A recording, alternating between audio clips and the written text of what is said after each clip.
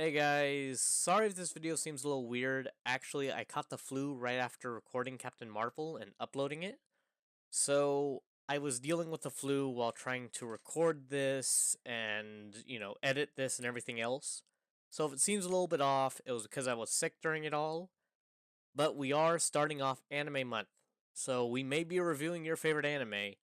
Check it out. And if we do miss it, make sure to comment down below an anime you want to see us review, and we may do it in a future Reject review or next year on Anime April.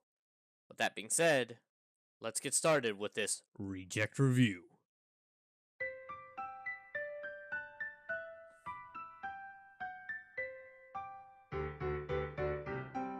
So how is it that through all the anime we have gotten this season, from Shield Hero Rising, The Promise to Neverland, everything in between, is it that the one anime that I have been so hooked to that I'm not just keeping up with the episodes, but I am religiously going back and watching each episode almost every week, and recommending to everyone that I possibly can to watch this series, is the slice of life anime about a writer getting a cat and learning to open up more. Yes, that's Simply Enough the series. And yes, I am talking about My Roommate is a Cat. As strange as it might sound, I have been so hooked to the series, and simply enough, I think I know why it is so good. Where usually most shows, similar to this, would focus on the main person, which would be the human, this one actually focuses on both sides. And by both sides, I mean, yes, Subaru, the human writer, and the cat he gets, named Haru. And this is probably the most interesting thing you'll see in the series.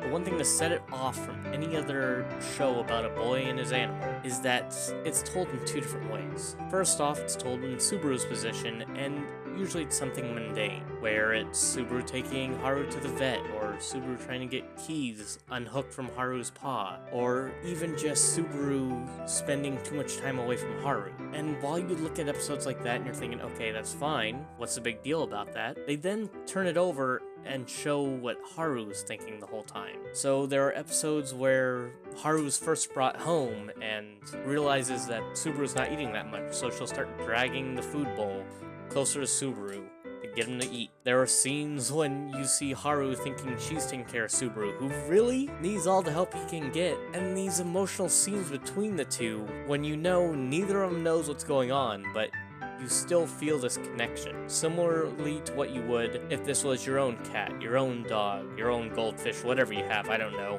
I'm not judging. And yeah, that really makes this an interesting show. Along with the fact that both sides have a pretty fleshed out backstory. From Subaru, he was just a shut-in, and really you can see how this has affected his life. I mean, the last words he told to his parents were, "We'll go on the next trip together." And you'll see later on how his parents always wanted him to go to this location, and how slowly through the series he realizes if he keeps on this path, no one's going to want to be with him. No one's going to want him around because he just keeps pushing people away, saying next time, next time. And then Haru, who's surprisingly has a very deep backstory for being the cat. Her siblings and her were all left as kittens in a box to fend for themselves. They had to learn the hard way, and Haru had to be the biggest one, the one to protect all the kittens. She saw many of them die, and some of them just disappear, not knowing if she'd ever see him again. And then finally seeing her in this home with Subaru, and learning that this is her family now, makes a very emotional scene, and really builds up for this whole feel that she has for Subaru. Not seeing him as an owner, but seeing him as someone who needs her help. And I love this connection the two have. The scenes that they have together. Yeah, there's no dialogue going on, but this would be the same way if this was your own cat, your own dog, your own whatever you have at home. You might not know exactly what they're saying, but you know they care for you. And altogether, this series is a heartwarming show to watch. Seeing Subaru open up while Haru forms a more familiar connection with Subaru himself. And I can't wait to see what happens in other episodes. Right now, I really don't want to spoil it that much because the series is going on at the moment, but I will say this. If you haven't seen it yet, go to Crunchyroll and watch it now. Please do. This is one of the best shows you can watch this winter, and I highly recommend you going to Crunchyroll and watching these episodes. Give this show your love. And please, if you've seen it, tell me down below in the comment section. And if you're going to see it now, please come back later and tell me what you thought of the show.